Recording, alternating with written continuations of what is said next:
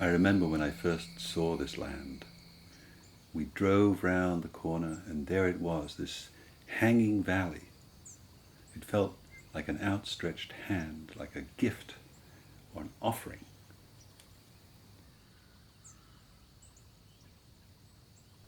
Later, I came to see it as a face in need of eyes.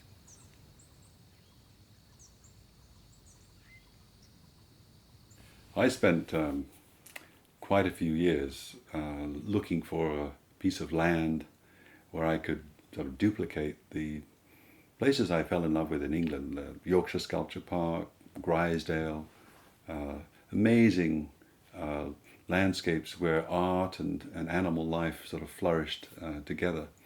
And one day I found this place and I kind of couldn't believe my eyes. And ever since then I've been making art and inviting other people to make art and placing it in different locations and kind of curating the space. And the idea is that you could come and spend a day, walk around the place, follow different trails, find sculpture hidden in little glades here,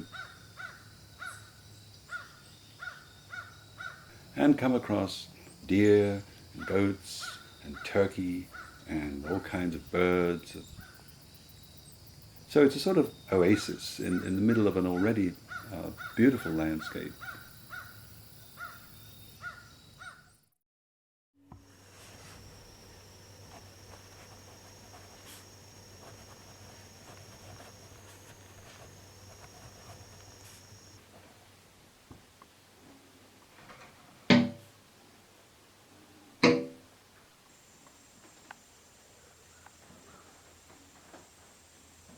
So I wanted this to be a place where obviously people could come and visit, but also people could come and stay and maybe write something. And I had a very good friend in England called John Llewellyn. I decided to build a little cabin that I could dedicate to him. I would try and make what I call a perfect cabin, so that it was going to be a sort of design challenge. It's a bit like writing a sonnet. You're given 14 lines and a certain meter, and you do the best you can within these constraints. So I gave myself a footprint of like 12 by 20 and came up with what I think is a pretty damn good design with lots of cedar inside and beautiful scent. It does what I hoped it would do. It gives you energy when you're in it. So when I was surveying this site for a possible cabin, imagining the different vistas and perspectives and layouts, it struck me that actually I could make an imaginary cabin on top of the ridge above the barn, and that would be a kind of cool alternative to a real cabin. Well, magic started to happen. Ghostly walls began to appear. And I should say this element of fantasy is very important for me.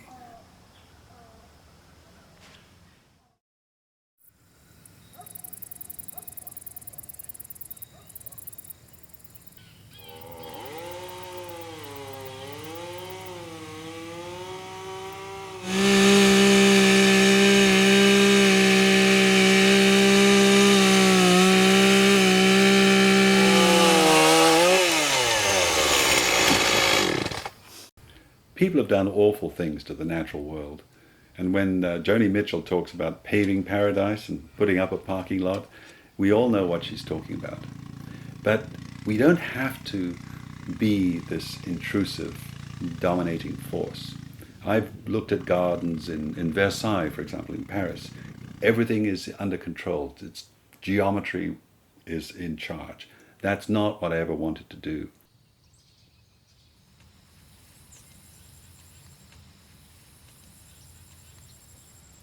I believe that it's possible for humans to have a benign, creative relationship to the natural world, and that's what I've tried to do here, like a gentle footprint. So I make trails, and the trails obviously involve cutting brush, but they open up the possibility of seeing there's a beautiful shagbark hickory tree, which was right in the middle of the woods, and now you can go up to it and hug it and look up to it.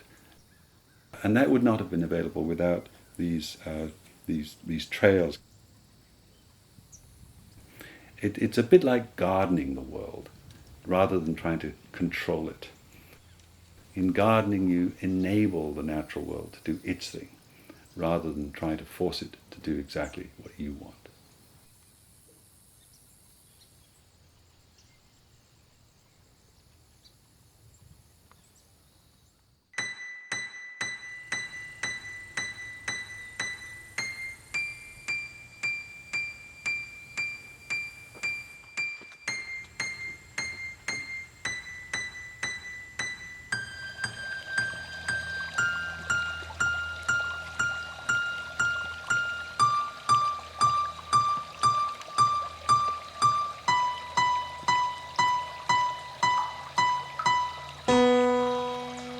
If it form the one landscape that we, the inconstant ones, are consistently homesick for, this is chiefly because it dissolves in water.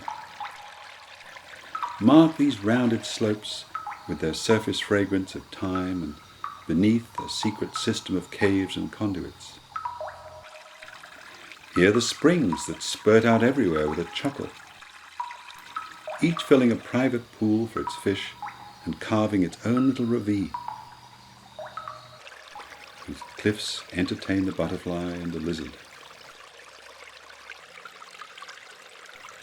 But when I try to imagine a faultless love, or the life to come,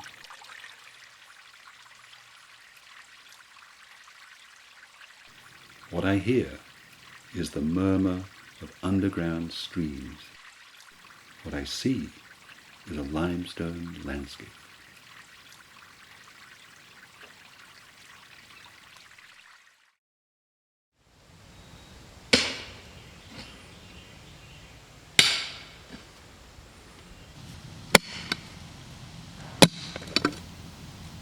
So Yellowbird is a place where lots of different kind of things can happen.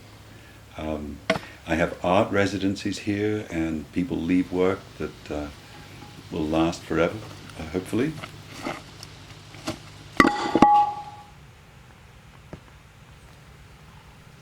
I want children to come and enjoy themselves, so we're kitting out a school bus as a sort of play center with beautiful primary colors and so on.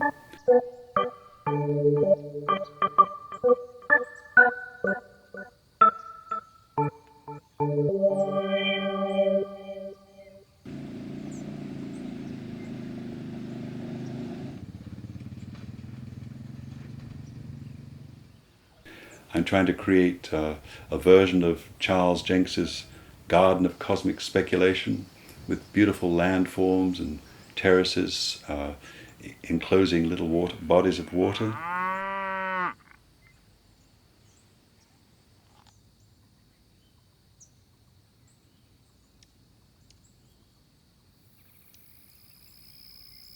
So this is a place where lots and lots of different things can happen.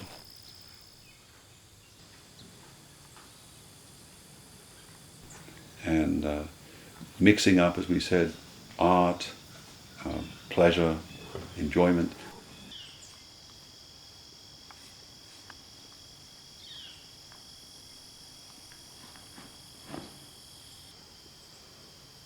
And places for people to come and stay and be creative, like the Writer's Cabin, the Airstream, and the cottage.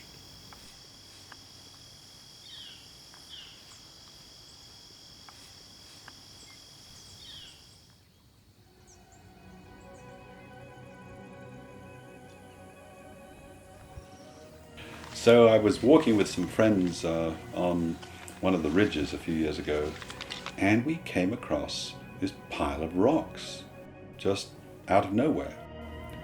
And if you looked at them carefully, it was clear they weren't just a pile of rocks. They were carefully put together, like a work of art.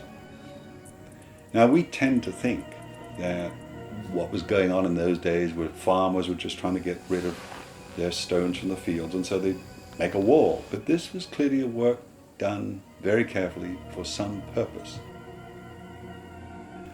Now, I thought this is a Civil War monument. And, you can imagine a Confederate soldier coming out, putting branches on the top, lighting a fire, using it as signaling to soldiers on opposite hills. But we don't know. This is a continuing mystery.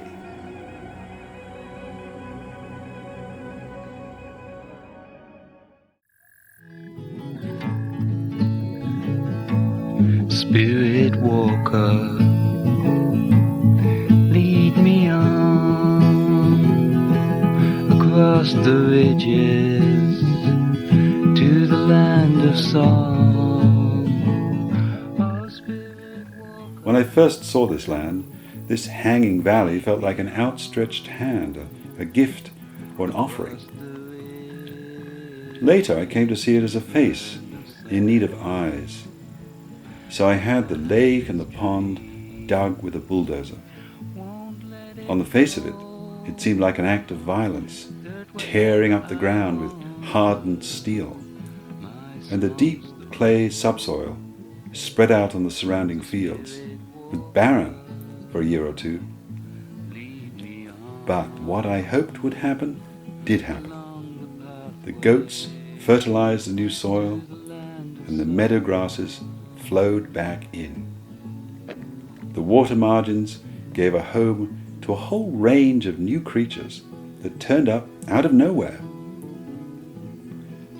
Dragonflies, frogs of every sort, turtles, wild ducks, water snakes, damselflies, water skeeters, and even some visitors like Canada geese and blue herons. Goodness knows what beetles and worms and centipedes and spiders have found a home here. On a summer night, the symphony or cacophony of sound from the frogs and cicadas is quite deafening. It's a miracle of life.